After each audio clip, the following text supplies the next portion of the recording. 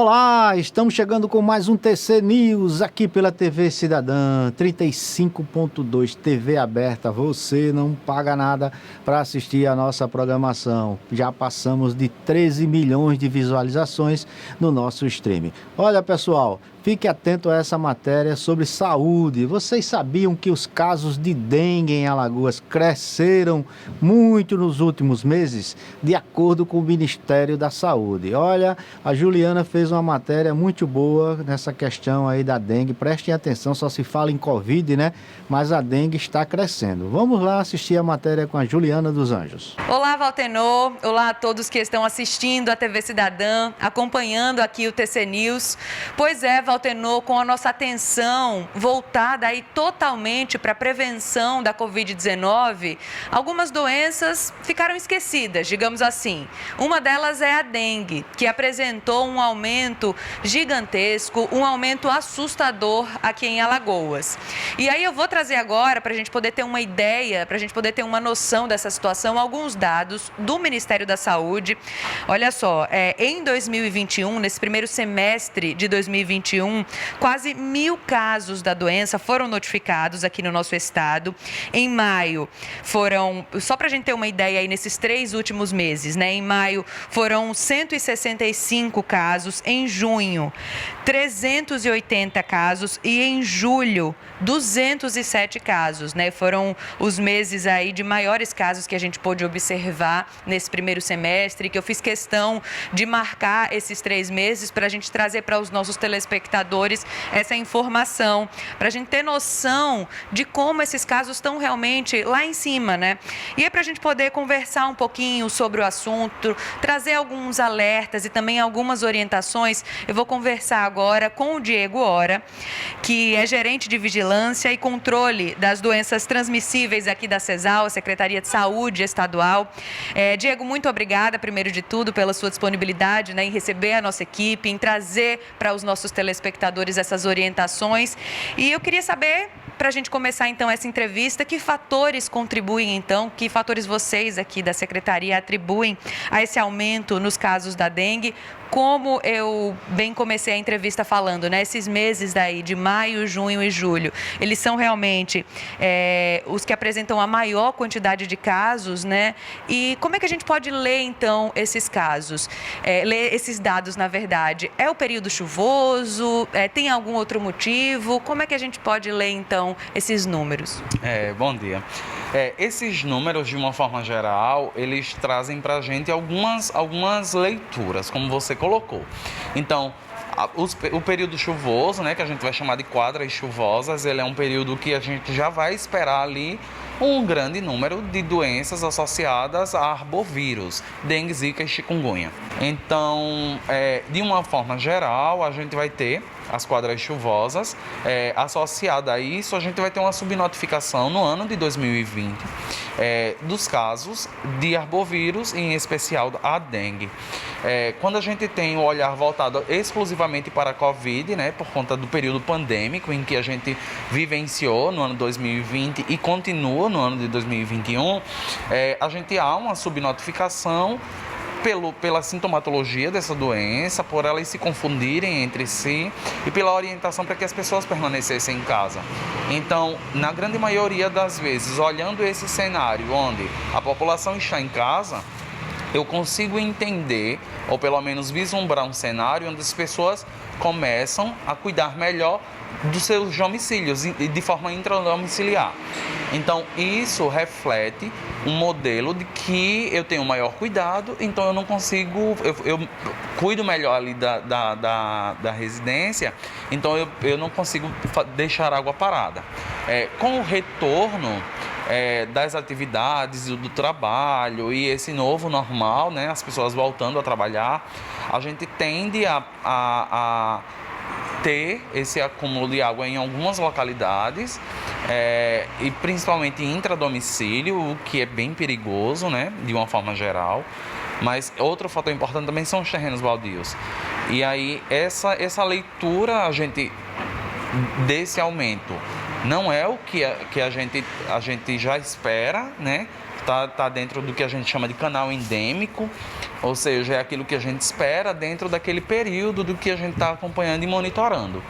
Não necessariamente isso queira dizer que a gente está no momento de relaxamento, né? A gente já começa a fazer planejamento e orientação e ação junto aos municípios, elaborando nota técnica, nota informativa para a população, para que essa população esteja esclarecida e para que essa população consiga, dentro do seu domicílio, fazer aqueles cuidados básicos, né? Para a gente não ter acúmulo de água parada. E para os profissionais de saúde, o mais importante é fazer captação oportuna de casos, né? O nosso maior intuito é que os casos eles não evoluam para a sua forma grave ou para o óbito, né? Então, de uma forma geral, a gente lê os dados dessa forma. Outra questão muito importante, que inclusive o senhor até começou aí a falar, é em relação aos sintomas. Os sintomas da Covid-19 e da dengue podem em algum momento se confundir. Então, como é que a gente pode diferenciar esses sintomas? Os sintomas da Covid e da dengue, eles são bem parecidos, né? Os sinais e sintomas, mas na Covid eu vou ter uma particularidade. Na Covid eu vou ter sinais respiratórios, né? Eu vou ter tosse, eu vou ter coriza, e isso não está comum nos pacientes para dengue. Não é sinais e sintomas e não é definição de caso para suspeição de um paciente com dengue. Então, basicamente, neste contexto, eu consigo diferenciar essas duas doenças e consigo fazer o manejo clínico adequado para uma delas, né? Seja para suspeição de uma ou da outra. E aí, se suspeito para a dengue, eu consigo, nesse contexto, fazer manejo adequado, fazer condutas adequadas dentro de uma unidade básica de saúde, para que a gente consiga fazer estadiamento precoce desse paciente, para que ele não faça evolução para a forma grave. E em relação, Diego, ao combate ao mosquito da dengue, que também, lembrando, pode transmitir zika e chikungunya. É sempre importante a gente lembrar dessa questão, né? Além de transmitir a dengue, o Aedes aegypti, ele pode ainda transmitir outras doenças que também são tão graves quanto, né? Então é muito importante a gente combater realmente esse mosquito. Quais são os principais erros, os erros mais graves que as pessoas ainda cometem? De uma forma geral, como você falou, é bem importante a gente sempre lembrar da zika, né, sobre o impacto e o contexto social que ela traz aí para essas mulheres e para essas crianças, que aí houve a associação de microcefalia associada à zika. Chikungunya também, que é uma doença incapacitante, que a pessoa passa ali por volta de 2 anos com dores nas articulações. Então é uma doença que traz um período de cronicidade bem grande. E dengue, que é de uma forma geral mais aguda, mas que a gente também tem uma alta letalidade quando a gente não trata isso de forma adequada. E os erros mais comuns para a população de uma forma geral está nesse acúmulo de água inadequado, né? Água para consumo humano, ou seja, eu tenho recipientes e depósitos que ficam a nível de solo para consumo humano e que não são bem vedados. Então, isso precisa estar muito bem vedado, a população precisa fazer o trabalho de casa, né? Então, as equipes de saúde fazendo educação em saúde de forma consciente, estando próximo a essa comunidade, promovendo a articulação junto com as parcerias e os líderes comunitários, para que a gente consiga combater o vetor, que é a única forma que a gente vai ter aí de minimizar esses impactos e de mitigar algumas questões que a gente já vem há alguns anos trabalhando, né? Dengue não é uma doença nova, a gente conhece ela há muito tempo, a gente trabalha há muito tempo com dengue, fazendo medidas, fazendo trabalho intersetorial com algumas secretarias de saúde e de infraestrutura que não depende apenas do setor saúde, né? Bem importante. O trabalho intersetorial para fazer o combate à dengue em específico e ao vetor, ele é bem importante. Então, a parceria com outras secretarias dos municípios dos 102, ela é bem importante nesse trabalho. Mas, de uma forma geral, a gente precisa manter as casas limpas, as calhas limpas, os pratinhos com vasos de planta a gente ainda encontra muito. Que isso não tem água parada. São aqueles cuidados bem básicos que a gente já difunde amplamente para a sociedade. Botar as garrafas, não jogar lixo no chão, os copinhos de plástico descartável, tampinhas de garrafa. Então são coisas básicas que a gente precisa estar em constante formação e educação em saúde para que isso não aconteça. A gente sabe também, Diego, que nesse período delicado, né, que a gente está vivendo, esse período pandêmico, muitos comércios, muitos estabelecimentos comerciais acabaram fechando as portas.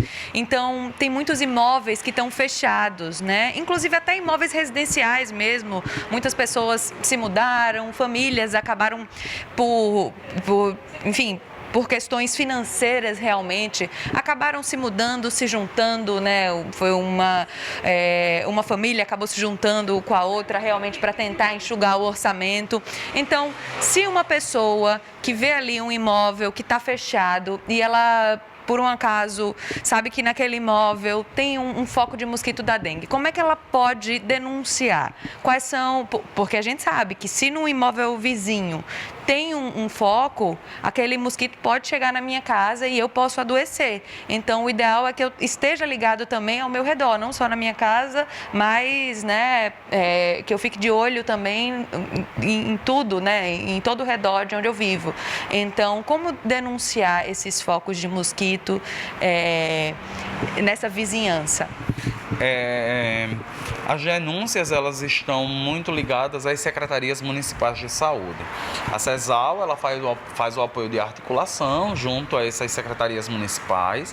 Na grande maioria das secretarias municipais hoje, elas têm ouvidorias instaladas, então é importante que a população tenha conhecimento sobre os canais abertos junto a às secretarias municipais de saúde, e a população precisa conhecer o seu papel dentro desse contexto e estar junto às autoridades sanitárias, nesse caso às secretarias municipais de saúde, fazendo justamente e reportando a essas secretarias municipais de saúde, onde possivelmente elas encontrem terrenos baldios, imóveis fechados, para que essas secretarias, em articulação justamente com outras secretarias ali, elas consigam fazer a intervenção de forma oportuna e adequada naquele local, fazendo limpeza, se for esse o caso, ou tomando outras medidas. Uma forma bem legal, e aí eu acho que a Covid e a pandemia, ela nos traz esse instrumento enquanto importante, validação de recurso para estar mais próximo da população, hoje são as redes sociais. Então, na grande maioria, os municípios têm redes sociais ativas, então estar ali junto a essas secretarias municipais, fazendo esse corpo a corpo, estando próximo dessas secretarias municipais, fazendo essas denúncias, é bem importante. Diego, eu agradeço muito a sua participação aqui no TC News, né, programa da TV Cidadã, para a gente trazer essas orientações e essas informações importantes para os nossos telespectadores. E como o Diego bem lembrou, a dengue não é uma doença nova, a dengue é uma doença que pode ser tratada, porém há um risco aí de evoluir para forma grave ou então até mesmo para um óbito. Então é importantíssimo que a gente se previna, e a única forma de prevenção é realmente cuidando da nossa casa, né, cuidando do local onde a gente vive, com essas medidas aí realmente de prevenção e de limpeza. Muito obrigada, Diego. E eu volto com você no estúdio então, Valtenor. Importante ficar ligado, né? A gente só está pensando no Covid, mas a dengue também é uma doença muito forte. Vamos acabar com os focos, tirando água aí dos cantinhos das plantas, como todos vocês já sabem. E eu conto com vocês no próximo TC News, gente. Fica com Deus. Um abraço.